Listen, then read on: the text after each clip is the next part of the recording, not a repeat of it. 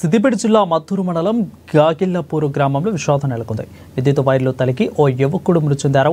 ఇక నిన్న వినాయక నిమజ్జన ఏర్పాట్లలో భాగంగా ఏలూరి సాయిరాము, ఉప్పల బాలకాంత్ ఇద్దరు కలిసి ట్రాక్టర్ శుభ్రపరచడం కోసం పశువుల సంపు దగ్గరకు వెళ్తుండగా ప్రమాదవశాత్తు విద్యుత్ వైర్లు తగిలాయి. ఇక దీంతో సాయిరాం అక్కడికక్కడే మృతి చెందగా ఉప్పల బాలకాంత్ అనే యువకుడిని హైదరాబాద్ ప్రైవేట్ ఆసుపత్రికి తరలించారు. గత కొంతకాలంగా కరెంటు వైర్లు ప్రమాదంగా మారాయని విద్యుత్ అధికారులకు సమాచారం అందించి పట్టించుకోకపోవడంతో ఈ కారణంగా ప్రమాదం జరిగిందని గ్రామస్తులు మండిపడుతున్నారు.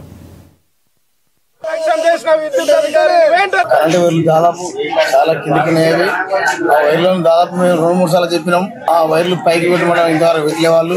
దానివల్ల ఈ ఇన్సిడెంట్ జరిగింది. మరి ఒకటి, ఈ ట్రాక్టరు వాళ్ళ బాయ్ వాళ్ళ బాయ్స్ అక్కడ అదే ఏరియాలో ఉంటుంది, ఇల్లు అదే ఏరియా, అబ్బాయి చనిపోయిన అబ్బాయి అదే ఏరియాలో ఉంటుంది. బాయ్ వాళ్ళు అనవసరంగా వాళ్ళు అసలు చూసుకోలే. ఆ నైట్లో 7 అవుతుంది, దాదాపు 7 అవుతుంది. కాబట్టి ఆ టైంలో ఆ కరెంటు ఆ తీగలకు ఆ అబ్బాయి పైకి ఎక్కిండు, ఆ కింద వాటర్ కొడతాడు. ఆ టైంలో అది ఎక్కి వరకు ఆ కరెంట్ షార్ట్ ఆ పనికి వచ్చి ఆయన అడ్డం పడ్డాడు. వాస్తవానికి ఇక్కడ రోడ్, ఇది మెయిన్ రోడ్డు. ఈ రోడ్డు మీద ఒక 20 ఫీట్ల హైట్లా అది 11 kV వైరు, 20 ఫీట్ల హైట్ ఉండాల్సింది ఒక 10-12 ఫీట్ల హైట్లు ఉన్నది.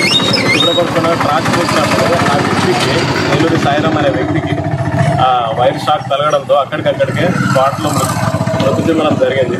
దీనికి తక్షణమైన వర్షం కాకుండా ఈ విషయం మీద 25 రోజుల ముందుకు అశోక్ అనే వ్యక్తి, మన లైన్మెన్కి సంబంధించి డిపార్ట్మెంట్కి సంబంధించిన వ్యక్తి అశోక్కి మేము ఫోన్ చేసి, ఇక్కడనే లైవ్లో నేను కూడా ఉన్నా, ఇక్కడ నిలబడి ఆయనకు వివరించి చెప్పినాం.